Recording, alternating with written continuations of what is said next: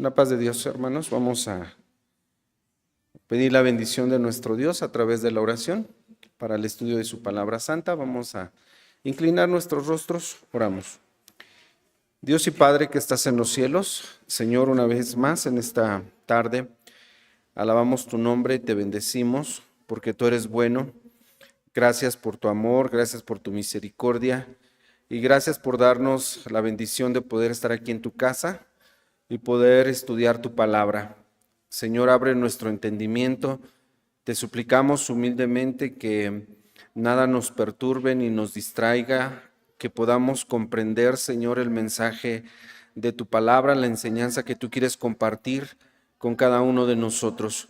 Te suplicamos porque tu Espíritu Santo sea el que nos guíe, que nos libre de toda mala interpretación, Señor, y que solamente podamos comprender tu voluntad expresada a través de este libro santo que es tu palabra. Dirígenos en todo, Señor. Te lo pedimos a través de Cristo Jesús, nuestro Salvador y Dios. Amén. Pueden tomar su lugar. Gracias.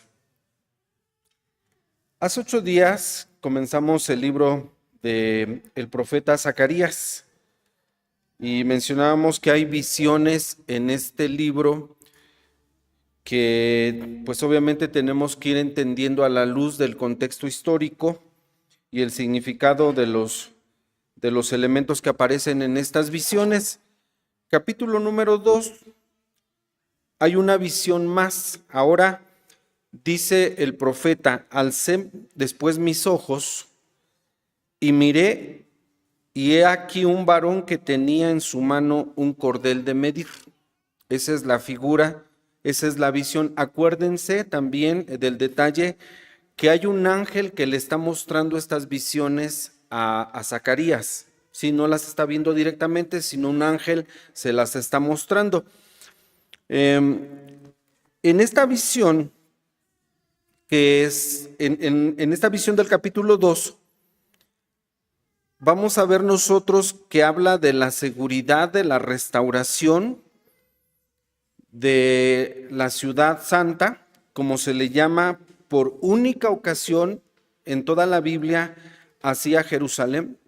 Versículo número 12 dice: Jehová poseerá a Judá su heredad en la tierra santa. Solamente aquí y en toda la Biblia se menciona y se habla de Jerusalén como la tierra santa. Esta visión que ve ahora el profeta Zacarías habla de la seguridad, de la certeza, de la restauración de Jerusalén.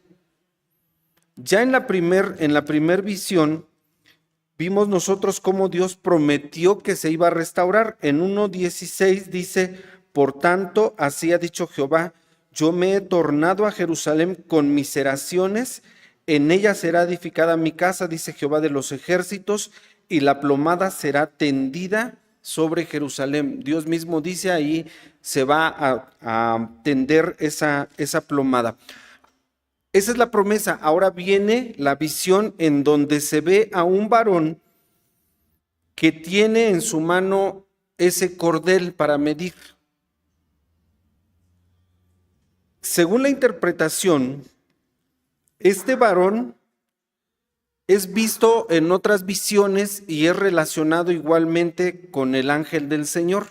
Ezequiel 43, vamos a ver que ahí también se menciona. Ezequiel 43, también se menciona a este varón, pero se da una descripción adicional de él. Ezequiel 40, versículo número 3, dice la palabra de nuestro Dios de esta manera acerca de ese varón que tiene el cordel en su mano. Ezequiel 43 dice así: y llevóme allí, y he aquí un varón cuyo aspecto era como aspecto de metal, y tenía un cordel de lino en su mano y una caña de medir, y él estaba a la puerta. Se da información adicional acerca de este varón. En Zacarías dice era un varón que tenía en su mano un cordel. Ezequiel lo ve de esta forma, dice que su aspecto era como de metal. resplandeciente y tenía un cordel. El cordel, a propósito, es de lino en su mano y tiene una caña de medir y dice, y él estaba a la puerta. Se le ve a este varón con este instrumento para medir, ¿sí? Ahora, versículo 2 dice, y díjele, regreso a Zacarías 2, díjele, obviamente al ángel, dice, ¿a dónde vas? Y él me respondió, al varón, ¿a dónde vas? Y él me respondió, a medir Jerusalén para ver cuánta es su anchura y cuánta es su largura. Ese es el propósito del cordel que tiene en su mano, medir a Jerusalén, saber su anchura y su largura. 3, y he aquí salía aquel ángel que hablaba conmigo, y otro ángel le salió al encuentro, y le dice, corre, habla a este mozo, diciendo, sin muros será habitada Jerusalén a causa de la multitud de los hombres y de las bestias en medio de ella. Ok, hasta ahí me voy a detener un poquito para comenzar a explicar lo que está sucediendo. Esta visión está ocurriendo, obviamente, como toda visión celestial, de algo que está ocurriendo en el cielo y que el profeta puede ver a través de esa visión como una revelación. Y quiero comentarles que esto que va a suceder en Jerusalén se conoce en el cielo. Es decir, que las cosas que suceden en la tierra se consideran desde el cielo. Lo que Zacarías está viendo como visión es lo que va a ocurrir en la tierra. Él está viendo una visión, las visiones son celestiales y hablan de lo terrenal, de lo que va a suceder aquí en la tierra, de lo que va a ocurrir. Cuando el profeta Zacarías ve a ese varón con su cordel en la mano y los ángeles que están interviniendo en esta visión, dice, dile al mancebo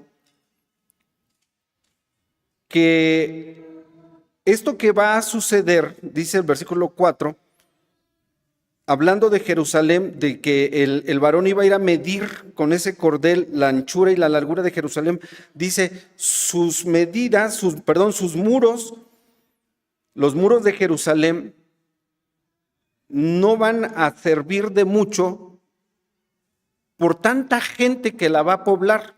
Eso significan las palabras del versículo 4.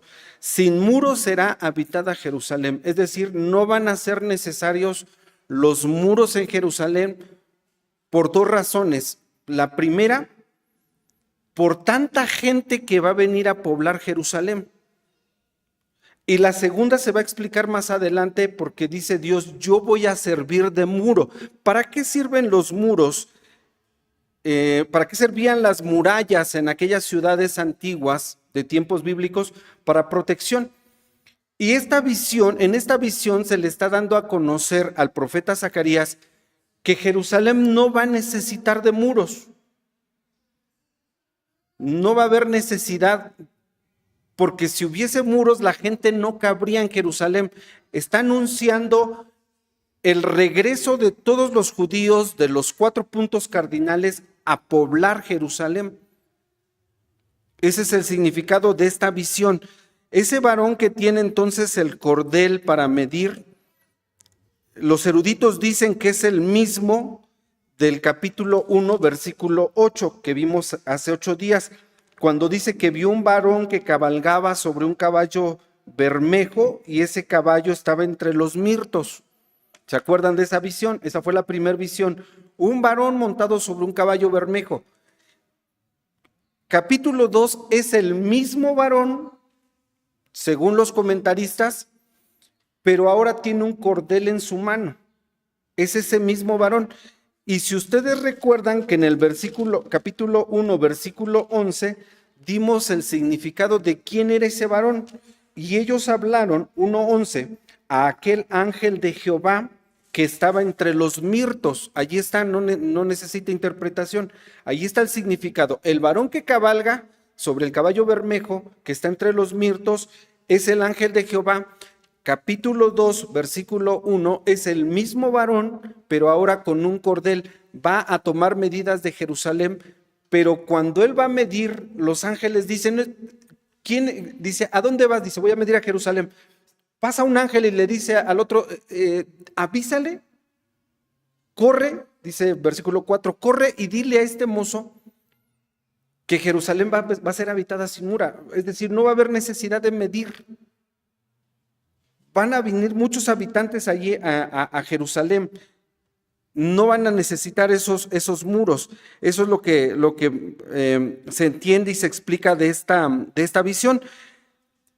Sin muros será habitada Jerusalén de todas esas personas. Los muros ya dije que eran para protección, para seguridad de la ciudad, pero para este tiempo, el tiempo que se anuncia de cuando llegue todos los judíos a Jerusalén, tantos que no quepan en Jerusalén, que por eso no va a haber muros, dice la palabra de nuestro Dios aquí, versículo 5, que el mismo Dios dice, yo seré para ella, dice Jehová, muro de fuego en derredor y seré por gloria en medio de ella.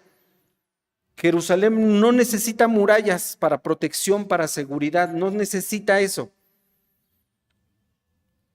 Primero, porque ya dijimos, van a venir tantos judíos que no van a caber en la ciudad. Va a ser poblada Jerusalén. Y segundo, dice Dios, yo voy a hacer para ella, para Jerusalén, para la ciudad, voy a hacer un muro de fuego en derredor o alrededor, dice, y seré por gloria en medio de ella. Está hablando de Jerusalén. No habrá entonces esa necesidad, ni mucho menos lo que hoy Israel tiene como sistema de defensa o de protección. Últimamente en las noticias, por los ataques palestinos que se han dado en Jerusalén, nosotros hemos escuchado y hemos tenido información acerca de ese famoso domo de hierro con el que la ciudad de Jerusalén está protegida. Lo último que supimos cuando iban estos drones con misiles para atacar Jerusalén, inmediatamente todos fueron destruidos. A ese sistema de protección le llaman el domo de hierro. Según la profecía que aquí estamos viendo, si no hay necesidad de una muralla en Jerusalén que la proteja, porque dice Dios, yo mismo seré un muro de fuego para la ciudad, tampoco va a haber necesidad en tiempos futuros de ese domo de hierro, de ese sistema blindado de seguridad que hoy tiene Jerusalén. No lo va a requerir, porque dice Dios, esta es una promesa hermosa, yo seré para ella, para Jerusalén, dice Jehová, un muro de fuego. Nadie podría violar la seguridad que Dios va a ofrecer a Jerusalén en tiempos futuros. De eso trata esta visión que estamos viendo aquí. No hay entonces necesidad. Dato histórico, cuando los judíos regresaron por edicto de Ciro el rey persa para restablecer el templo, restaurar el templo allí en Jerusalén, se calcula que fueron 50,000 los judíos que regresaron. Muy pocos en comparación de todos los que ahora estaban allá en Babilonia. Dios le dijo a los judíos, estando en Babilonia, que se casaran, que tuviesen casas, que tuviesen hijos, porque acuérdense que estuvieron allá 70 años. Y algo que yo les he comentado es lo siguiente, que los tiempos de prueba para el pueblo de Dios no son tiempos para menguar, sino para crecer. ¿Recuerdan cuando hablábamos de Egipto? Entraron 70 personas, salieron 600,000, se calculan hasta 2 millones de judíos que regresaron. Acuérdense, los datos que se dan en la Biblia solamente son de varones, sin contar mujeres y niños, pero según un cálculo aproximado, se hablaba de 2 millones que salieron de Egipto, cuando solamente entraron 70 personas. Lo mismo sucedió en Babilonia. Cuando fueron llevados cautivos, Dios les dijo que allí, vamos a leerlo en Jeremías 29, acompáñenme a Jeremías 29, Dios les dio indicaciones porque ya sabía Dios y había revelado que 70 años iban a estar allí en Jerusalén, en Babilonia, y Dios les dijo lo siguiente, Jeremías 29, del 4 al 7. Jeremías 29 del 4 al 7 dice así la palabra de Dios: así ha dicho Jehová de los ejércitos, Dios de Israel, a todos los de la cautividad, les está hablando los cautivos, dice Dios, que hice transportar de Jerusalén a Babilonia. 5. Edificad casas y morad, plantad huertos y comed el fruto de ellos. 6. Casaos, engendrad hijos e hijas, dad mujeres a vuestros hijos y dad maridos a vuestras hijas, para que paran hijos e hijas, y multiplicaos allí, y no os hagáis pocos. Tiempo de prueba no es tiempo para menguar, tiempo de prueba es tiempo para crecer, y aplicado a cualquier área de nuestra vida como cristianos. Tiempos de prueba no es para venirse abajo, tiempos de prueba, de aflicción, son tiempos para multiplicar, para crecer, para agrandar, ¿sí? Dice el Señor entonces, no os hagáis pocos. 7. Y procurad la paz de la ciudad a la cual os hice traspasar, y rogad por ella a Jehová, porque en su paz tendréis vosotros paz. Esa fue la indicación de Dios. Cásense, tengan hijos, multiplíquense, crezcan. Y eso hicieron los judíos en Babilonia. Pero cuando viene el tiempo del exilio, de regresar, se calcula que solamente regresaron 50,000. Pocos en comparación de los que estaban allá en Babilonia. Muy pocos. Y a través de esta visión, de este varón que va a medir Jerusalén y que se da la indicación, dice, no va a haber necesidad de murallas. Jerusalén va a ser poblada, habitada, sin murallas. Tienen que regresar todos los judíos. Todos. Y no se cumplió en el tiempo ni de Esdras, ni de Nehemías, ni de Zorobabel. Eso significa que esta profecía todavía apunta al futuro y todavía no está por cumplirse, todavía no se cumple esta profecía en su totalidad. Parcialmente se cumplió en ese tiempo de Esdras, Nehemías y Zorobabel, pero el verdadero cumplimiento de esta profecía, de hecho Jerusalén a la fecha no tiene muros. Y si alguien nos preguntara, ¿y va a tener muros nuevamente Jerusalén? Basados en esto diríamos que no. Porque cuando venga el Mesías, cuando venga Cristo a tomar su lugar en Jerusalén como rey, como el heredero descendiente de David en ese trono, se cumplirá la profecía de que todos los judíos regresen de los 4 cantones de la tierra, de los 4 puntos cardinales, y regresen allá a Jerusalén.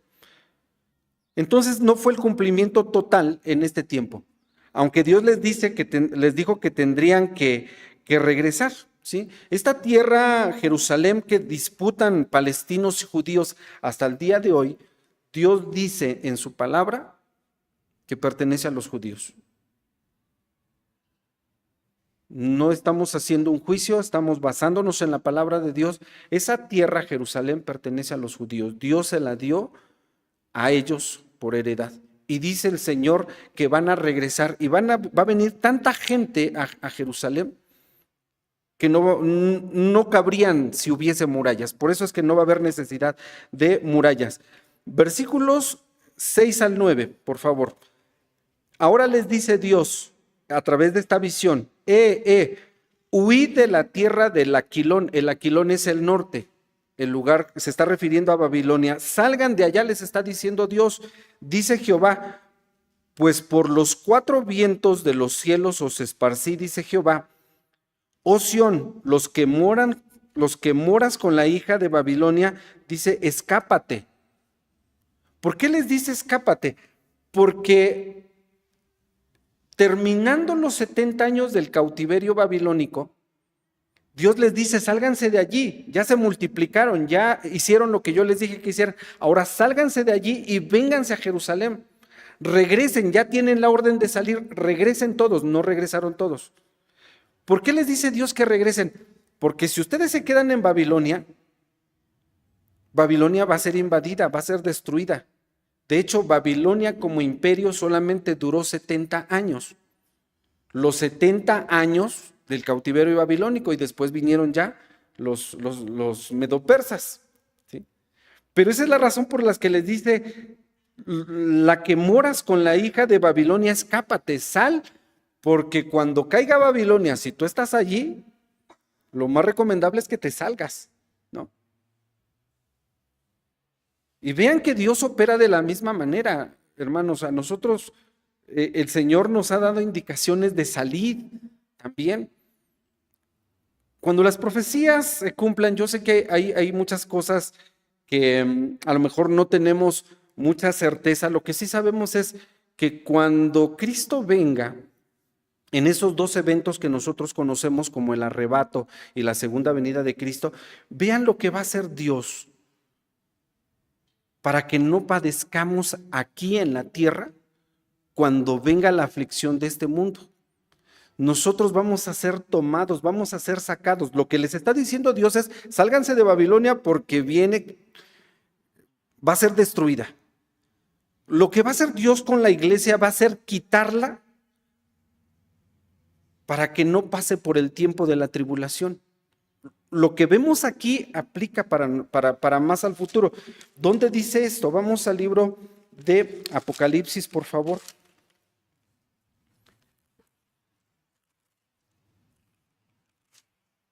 En el libro de Apocalipsis, nosotros, yo sé que es un libro un poquito difícil de entender para muchos, pero el Señor ha revelado todas estas cosas, es posible entenderlas. Estoy en Apocalipsis 3:10. Dice el Señor: porque has guardado las palabras de mi paciencia, hablándole a los creyentes, dice: yo también te guardaré de la hora de la tentación que ha de venir en todo el mundo. Apocalipsis 3:10. Dice: te guardaré de la hora de la tentación que ha de venir en todo el mundo, para probar a los que moran en la tierra. Hemos escuchado acerca de la tribulación, de la gran tribulación, y la pregunta es: ¿la iglesia va a pasar por la tribulación? Hay gente que afirma que sí, nosotros decimos no.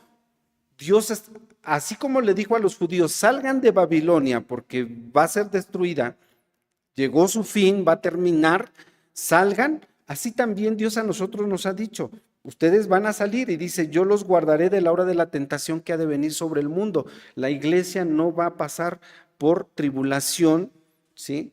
Los que hemos creído en Cristo y que estamos esperando ese momento de cuando Cristo venga por su iglesia. Entonces, regreso a Zacarías, porque dice, versículo 8, porque así ha dicho Jehová de los ejércitos. Ya una vez que les dijo: sálganse de allí, regresen a Jerusalén, pero solamente se calcula que regresaron esos 50,000. Dice: porque así ha dicho Jehová de los ejércitos, después de la gloria me enviará él a las gentes que os despojaron. Está hablando de los caldeos. Dice: porque el que os toca, toca a la niña de su ojo.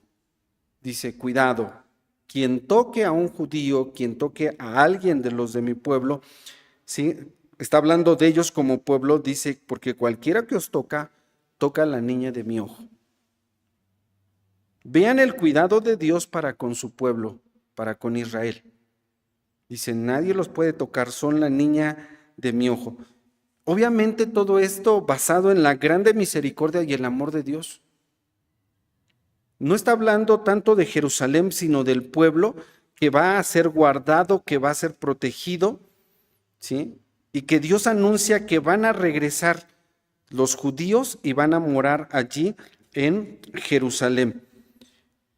Continúo leyendo, versículo 9 dice: porque aquí yo alzo mi mano sobre ellos, sobre sus enemigos, dice: y serán despojo a sus siervos, y sabréis que yo soy Jehová de los ejércitos. Y sabréis que Jehová de los ejércitos me envió.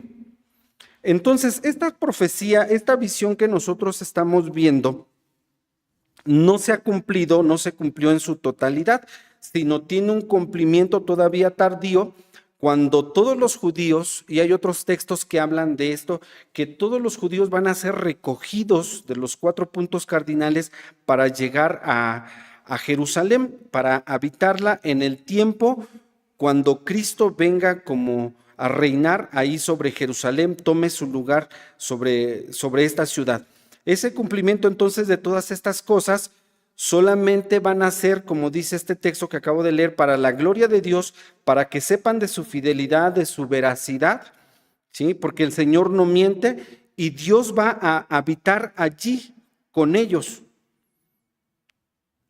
Dios asegura entonces para este pueblo, y no es la primera vez que lo hace aquí, sino que también Dios le dijo a Abraham: a los que te bendijeren, yo los voy a bendecir; a los que te maldijeren, yo los voy a maldecir. Ese es el cuidado de Dios para con su pueblo Israel. Y lo toma en esta figura diciendo: porque cualquiera que os injurie, que os toque, está tocando la parte más delicada de mi ojo, ¿sí? La niña de mi ojo, dice, por eso no permito que los toquen. Obviamente esta profecía, repito y recalco, es para todavía un cumplimiento posterior a lo que históricamente ya nosotros hemos estado estudiando a través del libro del profeta Esdras, de Ageo y ahora de Zacarías. Eso es lo que se anuncia entonces para tiempos escatológicos para Jerusalén. Y Dios les dice que van a ellos a tener una celebración llena de gozo, de regocijo, por el cumplimiento de estas cosas. ¿Cuándo va a ser esto? Cuando Cristo venga. Versículos 10 al 13 del profeta Zacarías. Vamos ahora a estos últimos versículos.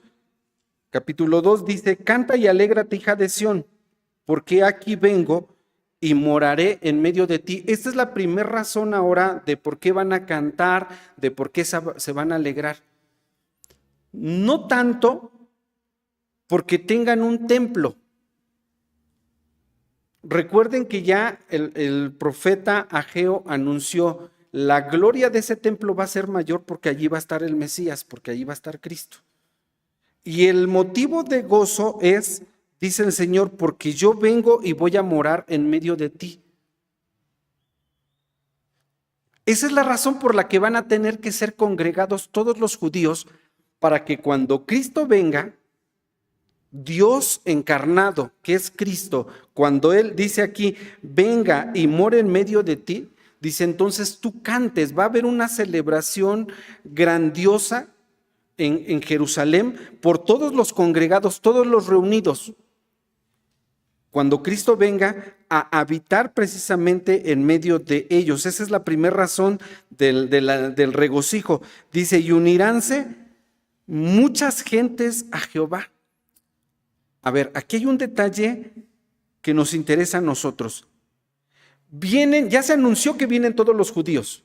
Van a regresar. Se dio la orden: regresen, salgan y regresen. Pero no solamente judíos.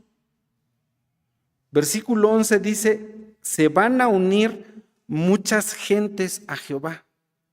¿Quiénes son esas gentes? Los gentiles. Acuérdense que en la Biblia solamente se hace distinción entre judíos y gentiles. Y los que fueron esparcidos a los 4 puntos cardinales de la tierra fueron los judíos. Dice el Señor: yo los esparcí. Yo mismo los voy a juntar en Jerusalén. Por eso no va a haber murallas. Porque va a haber tanta gente. Estaba yo checando el dato de cuántos habitantes tiene Jerusalén a la fecha. Aproximadamente 1 millón. No son muchos. Pero cuando regresen todos los judíos, dice: y todavía se van a unir muchas gentes a Jehová en aquel día, y me serán por pueblo. Dice: también esas gentes que se añadan, también me van a ser por pueblo, y moraré en medio de ti. Y entonces conocerás que Jehová de los ejércitos me ha enviado a ti. Ahí vamos a estar también reunidos los gentiles, ¿sí? Esta es la segunda razón del regocijo cuando les dice: alégrate, Sión, alégrate, Jerusalén. Juan 10:16, el Señor Jesús mismo lo dijo. Escuchen lo que dice Juan 10:16. También tengo otras ovejas. Cuando les está hablando a los judíos, dice, tengo otras ovejas. En la Biblia, hermanos, está anunciado las gentes que se van a añadir. El Señor Jesús habla de otras ovejas, dice que no son de este redil. En otras palabras, que no son judíos. Dice, a aquellos también me conviene traer, ellos van a oír mi voz. Habrá un rebaño, un solo rebaño, ya no va a haber distinción en aquel día, ya no va a haber distinción entre judíos y gentiles. Dice, habrá un rebaño y un pastor. Efesios 2:14. Efesios 2:14 también dice de esta manera, dice, porque Él es nuestra paz, que de ambos, está hablando de dos pueblos, dice, de ambos hizo uno, derribando la pared intermedia de separación.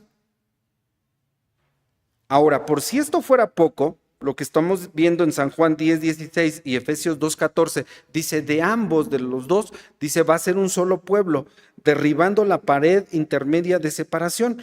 Hay un texto en Éxodo capítulo 4, Éxodo 4, versículo 22. Cuando Moisés fue por indicaciones de Dios ante el faraón, vean estas palabras. Éxodo 4:22. Dios le dice a Moisés, y dirás a Faraón, Jehová ha dicho así, Israel es mi hijo, mi primogénito. Y si es primogénito, entonces hay otro. No sé si lo habíamos notado, pero dice, Israel es mi primogénito. El pueblo de Israel es mi primogénito. Entonces lo que Cristo dijo, yo tengo otras ovejas, está anunciando a gentiles. Y cuando Pablo dice en Efesios, de ambos hizo un solo pueblo, está hablando de judíos y de gentiles. Y aquí está, desde el libro de Éxodo, desde que Dios mandó a sacarlos de Egipto, dice, dile al faraón que es mi hijo primogénito. Hubiese dicho, es mi hijo unigénito. Si solamente, vean cómo los planes de Dios soberanos desde la eternidad ya están marcados, ya están apuntando hacia nosotros, ¿sí? hacia nosotros los gentiles. Dios entonces va a hacer un solo pueblo y juntos, escuchen esto, juntos seremos la niña de su ojo. Nadie nos va a poder tocar. Dijo el Señor Jesús, nadie los arrebata de mi mano. Los que tú me diste, nadie los arrebata de mi mano. No necesitamos una muralla de protección. Dice el Salmo 125. Vamos a leerlo, por favor, acompáñenme. Salmo 125. Lo iba a citar de memoria, mejor les invito a que lo leamos porque dice que los que confían en Jehová son como el monte de Sión, que no se mueve. ¿Sí? Salmo 125. Son como el monte de Sión que no deslizará, estará para siempre. Ahora, 2. Esto es figurativo. Como Jerusalén tiene montes alrededor de ella, ¿qué dice allí? Así Jehová alrededor de su pueblo. ¿Jerusalén necesita murallas para protegerse? ¿Necesita un domo como el que tiene de seguridad? Ese famoso domo de hierro lo requiere. Cuando Cristo venga y tome su lugar como rey en Jerusalén, y cuando todos los judíos sean congregados y haya esa reunión de regocijo, de alabanza, cuando dice el profeta Zacarías, regocíjate, hija de Sión, canta, hija de Jerusalén, da voces de júbilo, ¿sí?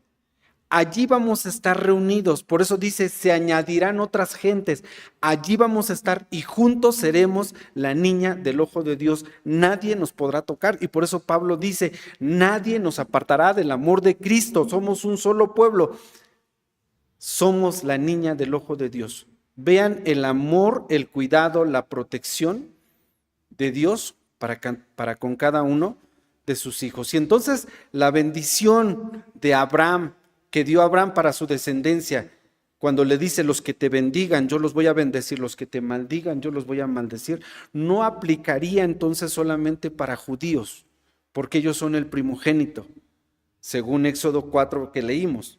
Ellos son el primogénito, también aplica para los que se van a añadir, que somos nosotros, y juntos, como dice Cristo, habrá un solo rebaño, un solo pastor. Juntos seremos un solo pueblo y seremos entonces la niña del ojo de Dios. Y nada nos apartará del amor de Cristo. Que Dios, hermano, nos bendiga, y vean qué hermosas estas visiones que hablan de nosotros y del amor de Dios y de su cuidado para con su iglesia también. Que Dios bendiga nuestras vidas y su palabra en nuestros corazones. Amén.